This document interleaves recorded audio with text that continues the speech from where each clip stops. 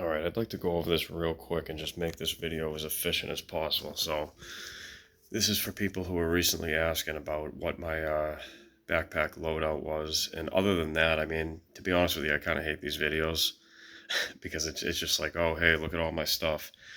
But I'm doing this because this is the most efficient way I've found to be able to go for a long-term hike, even if it's just for a full day, or if you're going to be out there for a few days or even a week. In which case, keep in mind you'd want to add like a frying pan to this list, or even just a small, lightweight cake pan from the dollar store will do for eating food. You don't really need anything fancy, and that's the key, is to not really take anything expensive with you, because you never know when you're going to have to make a run for it, or if something happens to it, you don't want to be afraid to lose your gear. So, again, the key here is going to be efficiency. Everything fits into this backpack, which is quite small. Honestly, if you needed to, you could last out in the wilderness for like well over a week with this, with all this stuff if you had to. All right, so starting here in top left, trash bags, of course. You can feel free to add more to this if you want to, and I would highly recommend it. It takes up very little space, super lightweight, many uses. Headband, I wear these every day just because you don't have time for fashion really, and they help, keep the sweat out of your eyes. Bamboo cloth, antimicrobial. This is a letter booklet that I have, carry case. I always keep some Ziploc bags because these are how you can get water and check your water and also drink your water. And then I just have a couple little mini guides. These things are waterproof. These come in handy. Just practical advice, foraging wild edibles, stuff like that if you need food. When you do these trips, keep in mind that it can be highly beneficial to go out if you're by yourself or with one other person and just do a fast. So you're not going to die. You're actually probably going to feel really good by the end of it. And just make sure your water is clean and that you get plenty of salt. And also you can always bring electrolytes with you. So just keep that in mind. Little like packets. So in the meantime, this salt, I always keep a little vial of it. Salt really helps during fasting, especially when you're going without food. It helps satiate hunger and keeps you going. Always try to at least have one life straw with you. All right, either for yourself or a friend, whoever you're traveling with, because as far as I know, and I can't personally prove this, but these have been tested against many different forms of bacteria. So people claim that you can even drink out of like a nasty puddle with this if you really had to. It's lightweight, it doesn't take up a whole lot of space, so it's like just bring it with you. Just have it just in case. This I keep full of 91% isopropyl alcohol. And the reason for that is, say you have your frying pan or like a cook pot or something like that. You can throw one of these in here. All it takes is a little canister. You fill it with the alcohol, and then you light it, or you throw a match in there, and boom, you got a stove, and you got a smoke-free fire. Ferro rod, this will last you a very, very, very, very long time. And the great thing about it is even if it gets wet, it still works. So you always have fire, especially if you know how to use it. Definitely a worthwhile skill. Get used to starting fires with a small tinder pile and, work from there. I can show that in videos later on. Alcohol also helps with that. If you have alcohol and you throw it on your tinder pile, sometimes what I do is if I'm not bringing this, it's just like, I literally bought this thing at the dollar store. It's super cheap, but it works. It sprays, and you can either spray the alcohol or you can pour it in. But these I found on the side of the road, and I have a bunch of them. And I thought it was kind of funny because the name is Fireball, and I just fill these with isopropyl alcohol instead of drinking alcohol. And it's just a nice, lightweight, compact way to keep in one of your backpacks, even your EDC bag in case you need it. That can also a little bit can help get rid of a lot of bacteria in water. So just keep that in mind. Like if you have nothing else, obviously in that situation, you can't really, there's not much you can do. It's like you might as well use a little bit of it. It's not going to kill you. So again, little carry case. These all go into this case, and I always keep some freezer bags in there. This is a little battery charger. I try to keep this charged in my vehicle. And this is a very, very compact, lightweight flashlight. Always have a flashlight in your bag. A lot of times the smaller the better. Just make sure it lasts. And I keep spare flashlights, and depending on what those are, like one of them literally uses one AA battery, which is great. So, which brings us to over here. This is just an Altoids case. Keep a lighter in here, some twine, and also a couple fishing hooks. And that's like for an emergency scenario. If somebody I was with really needed to eat, or I did, you can go fishing and you can make up a line and tie it to a stick and do it the old-fashioned way. Batteries, just in case, they can go in here or not. It's up to you. This is my old trusty buck knife.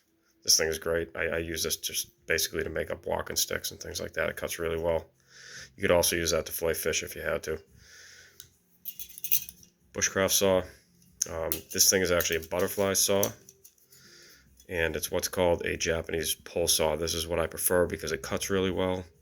A lot of times you don't have to cut these big trees down. I'm actually personally against it.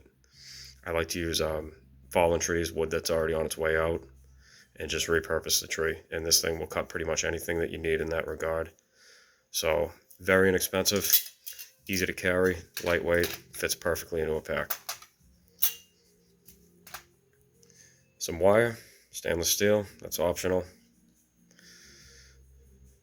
Some tape. I like to take the tape off the roll and roll it into a smaller roll. This is just regular Gorilla Tape. You can also use this as emergency fire starter material. And some hand sanitizer.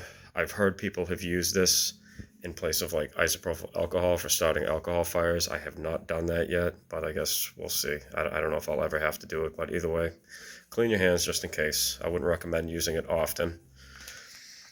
People are probably going to argue with this. Just get some form of Tylenol or aspirin, because you never know what can happen if you sprain your ankle, or you're just in a really bad mood and you don't feel good, or you got a headache, or something's going wrong. In my case, I can only speak for myself. I wouldn't argue with that. I would just be popping like 2 or 3 of these, seeing what happens, and if I need more, I would just take them and do whatever it takes to get back to home base. So always keep some form of pain relief in your pack. That's my advice. Some twine. This is actually quite a lot of bushcraft twine. So I just pre-roll these before I go out. It's paracord. Again, salt, really good to use during fasting, especially if you don't have food. And, also helps with purifying water and things like that. Pair of scissors, comb. You always want to make sure you don't have ticks on you. Comb through your hair, or just comb your hair in general. It can be a great morale booster, especially if you're nearby a clean water stream and you want to spruce up a little bit. So this is actually, I was given this recently. This is a nice case. It's a Faraday case for phones, and you can put other stuff in it. It doesn't have to be a phone, but you don't want anybody to know your location. I can't prove that it works, but it gives you a good shot at it. I actually keep a waterproof case on my phone at all times, so even if I drop it into a puddle, it's fine. And I've dropped it on the ground several times since I've had this phone, and it's held up, and the phone's been perfectly fine. It still works. So I would highly recommend that if you're bringing your phone with you, which I figure most people are gonna. Journal. This I'm in the process of transferring my other journals to, and this is just your basic information, like how to use a compass, things that you feel like you might forget that you need to know. Could be like information on foraging edibles, which I prefer to keep in my journal. And also things that you learn while you're on the trails, and you just jot them down real quickly, and then later get a new journal or something and organize everything, because sometimes you just got to write really fast. But either way, have like a journal or at least a little notebook. Always keep something to write with, even if it's just like a mechanical pencil. And I like to keep a Sharpie, because if you want to make like a walking stick, or you want to cut something and you got to mark the piece of wood, that tends to work out pretty well. Always have a compass on you no matter what you do. Do not go out way into the woods or on any trails you've never been before without a compass. All right? And learn how to use it before you go out. First aid kit. I actually usually don't go out with this. That's up to you. It can take up quite a bit of pack space. There's many first aid kits. I used to travel with one. To be honest with you, I just grabbed this because it was within reach today, and I'm just showing it for example.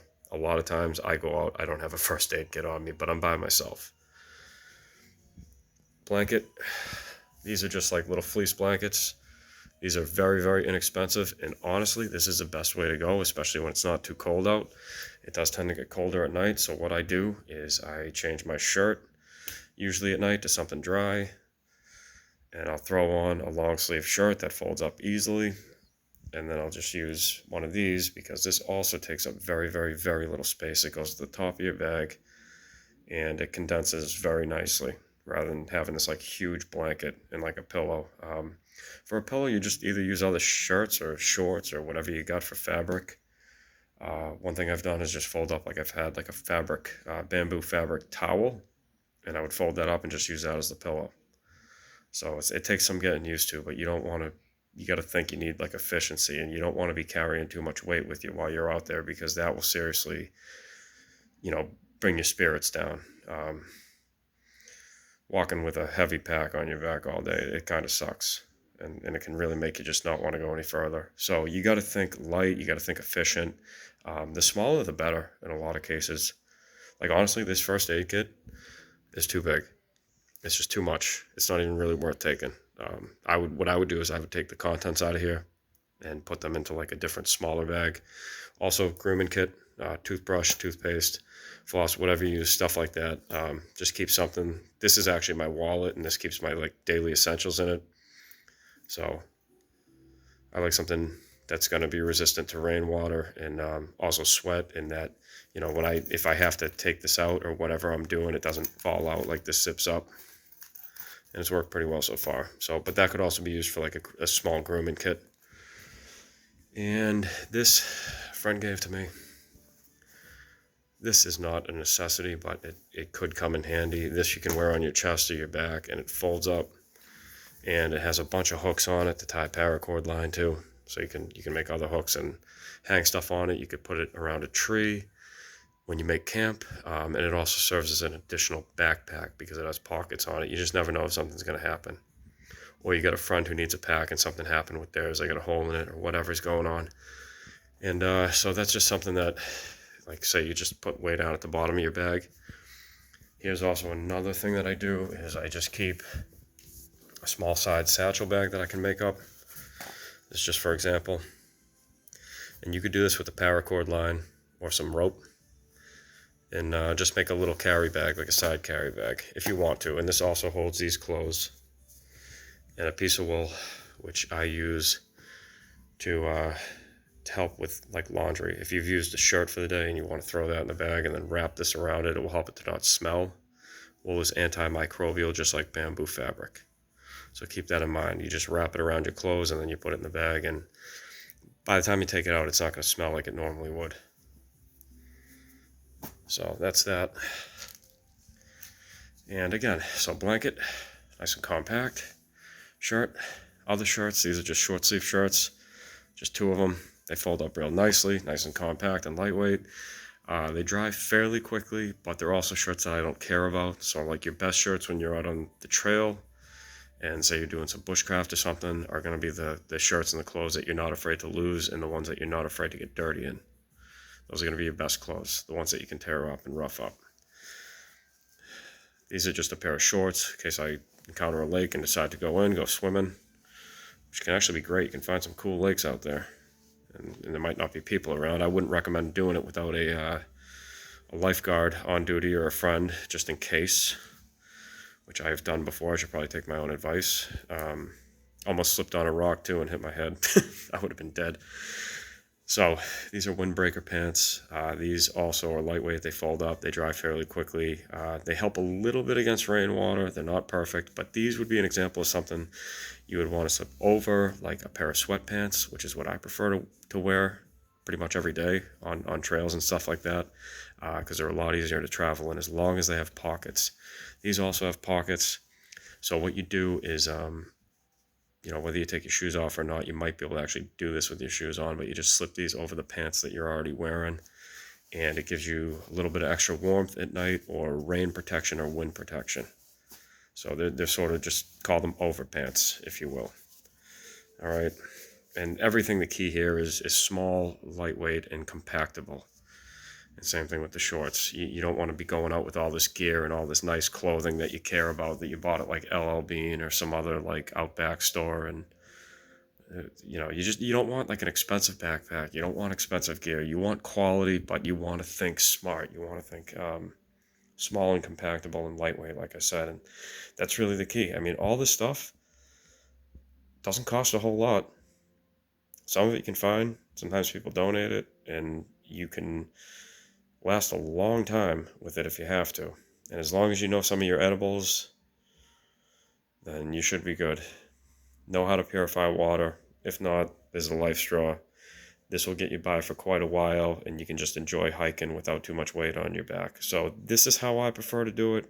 I'm not saying I have the right way or the best way, but this is a method that has been tried, tested, and true. And that's the only way to find out what actually works, is to actually do it.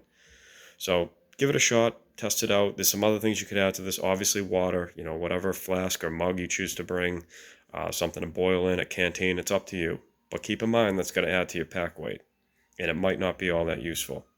It really depends where you're going and how long you plan on being out there. And always have some sort of an emergency prep to get back. No matter what, if you hit the trail, before you go out, especially if you're alone, know what you're doing. Study first. Go out with somebody else who knows what they're doing, and practice and make sure that you're in shape. You never know when you're going to have to run or when you're going to have to jog for an extended period of time. And that is another great preparation skill to learn before you start hitting the trails and going out into the deep woods and practicing skills and camping out and things like that. I mean, it's not easy. I would actually recommend not doing it unless you're with somebody else who also knows what they're doing. That's really the key. So compass, no matter what, have a way to purify water and have some salt with you, and you'll be able to sustain yourself for a very long time if you have to. Otherwise, this will just about get you everything else that you need. Again, frying pan, bowl to eat out of, whatever you prefer, but just keep in mind that it all adds to pack weight and pack space. So this is one of the most efficient ways that I've found to do it to date. This may change in the future. I also have more to learn. There's always more to learn, and there's more to develop from in the meantime. All right, so I hope this was helpful. This is Masters of Yore, signing off.